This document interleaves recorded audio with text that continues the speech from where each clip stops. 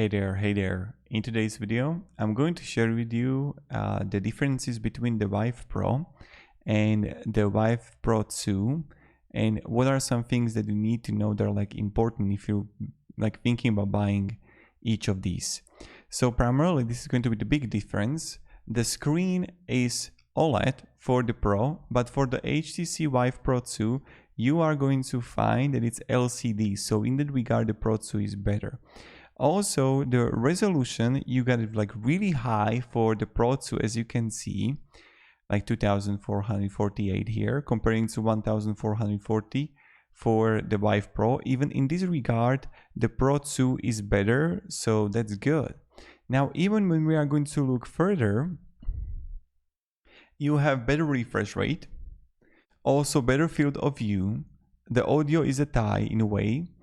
And then input is better for the microphones for Pro 2, and you have better sensors and better ergonomics.